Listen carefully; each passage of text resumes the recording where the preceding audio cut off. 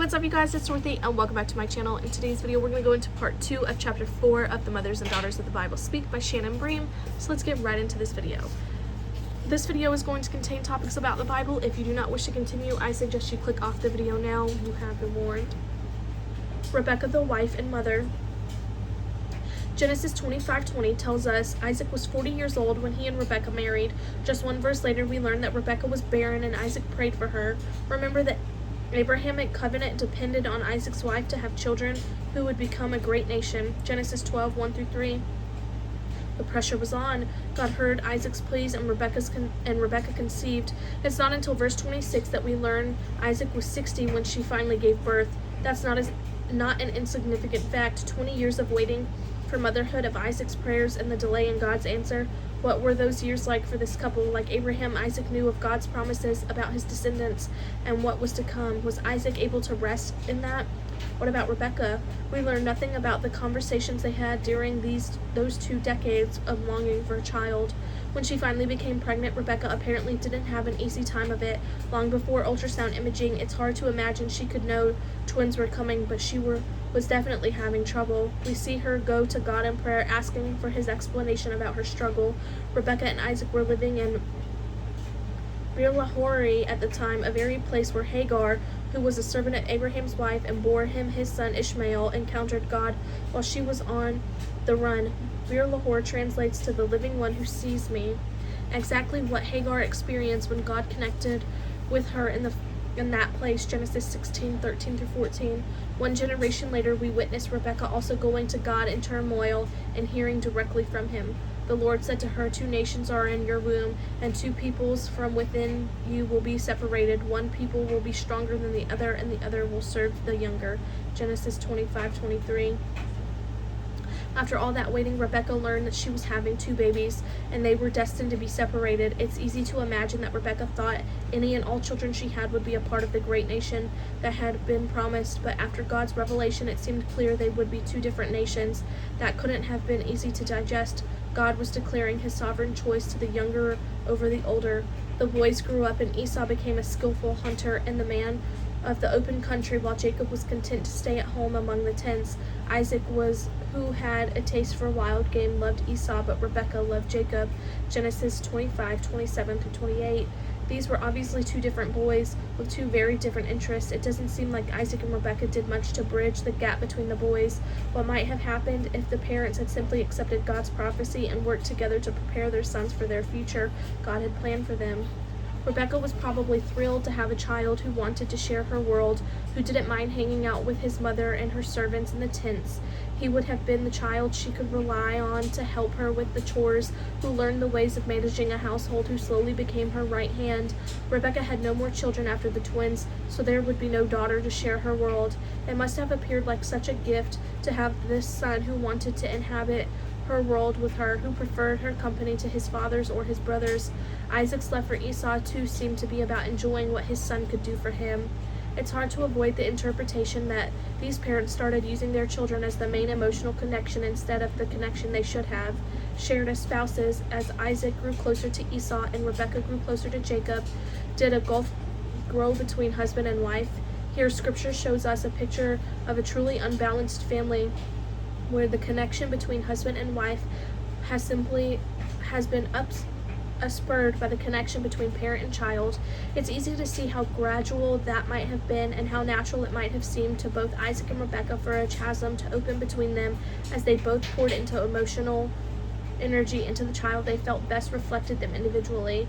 And as much as Isaac loved Rebekah, we learn in Genesis 26 that Isaac wasn't above putting his wife in potential danger, as his father Abraham had done with his mother Sarah. Just as Abraham had traveled in search of relief during a famine and wound up lying about his wife Sarah being his sister, Isaac followed suit. During a later famine, Isaac and Rebekah also began to travel, and God warned Isaac not to go into Egypt. He reminded Isaac of the oath he had made with Abraham and directed Isaac to settle in Gerar. When the men of that place asked him about his wife, he said, "She is my sister," because he was afraid to say, "She is my wife." He thought the men of his place might kill me on account of Rebekah because she is beautiful. When Isaac had been there a long time, Amalek, king of the Philistines, looked down from a window and saw Isaac caressing his wife Rebekah. So Amalek summoned Isaac and said, "She is really your wife. Why did you say she is my sister?" Isaac answered him, "Because I thought I might lose my life on account of her." Genesis 26, 7-9. Isaac repeated his father's cowardly action of lying and to strangers, calling his wife his sister in order to preserve his own safety. How did Rebekah feel about being put in this position? We can only guess. Rebekah, the schemer.